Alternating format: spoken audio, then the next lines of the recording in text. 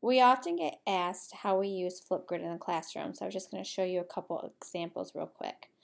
One way was we posted 4 story problems, real world problems, and we asked kids to show a bar model and how to solve the problem, and then post it on Flipgrid so that classmates could see how to solve the problem. So here's an example. Tom has 12 baseball cards and 11 football cards. How many cards does he have in all? This is Jonah to explain how to draw a bar model. So first you draw a rectangle, and then you draw one line, and then so whatever the story problem is, you put the first one to the left and the last and the other one to the right, and you draw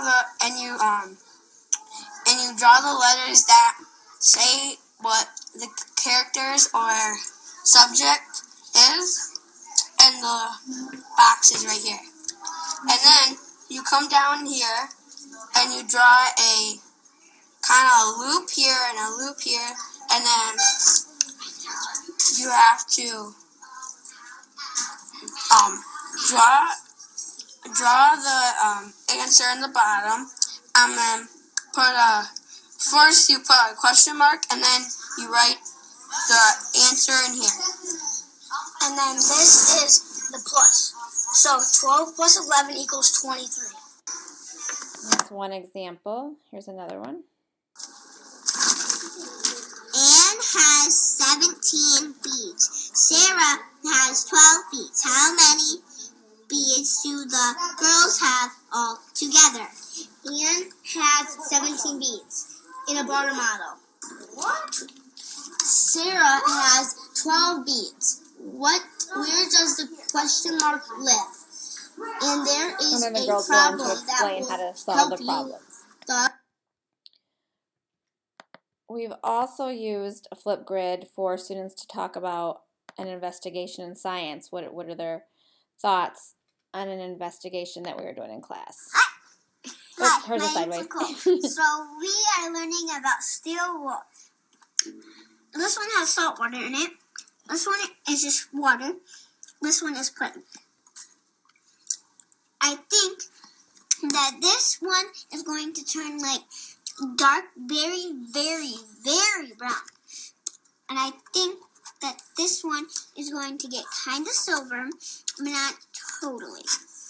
I think that this one is going to just... And then she continues on with her thoughts. Let's see here. I'll pick another student.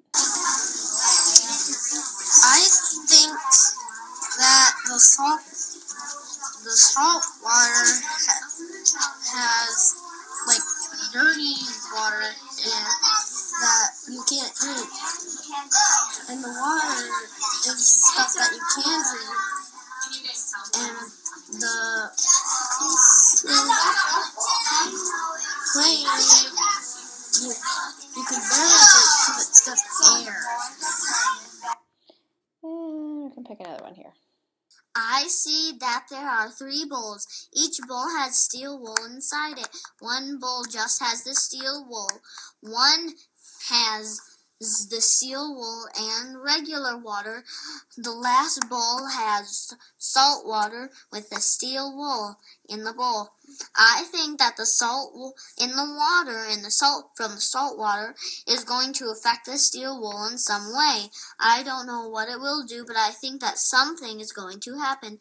I think that it might get rusty in the regular water, and I don't think anything will happen to the steel wool in the bowl with nothing inside it.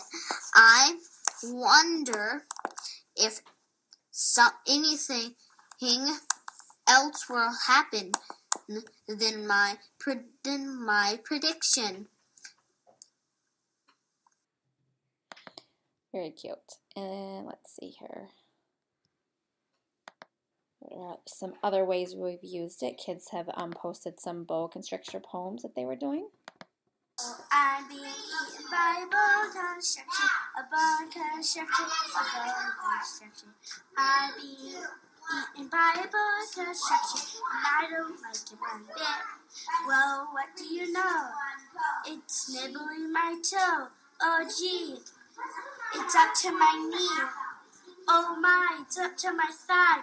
Oh fiddle, it's up to my middle. Oh heck, it's up to my neck. Oh try, it's So a poem the girls are working on.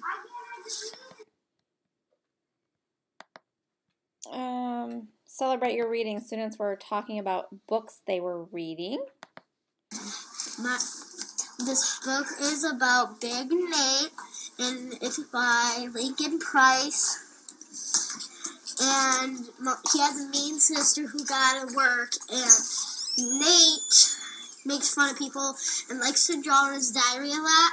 And sometimes his dad yells at him, so does his teachers. But he loves to draw mostly and write books. But sometimes he's really mean, and his sister gets angry at him. So these are just a few ways that we at Two Sassy Apples are using Flipgrid. The students request to use Flipgrid frequently. They really love the social aspect of it. They love being able to post their thoughts with the video. They also love going to watch their classmates, and then they're starting to offer feedback.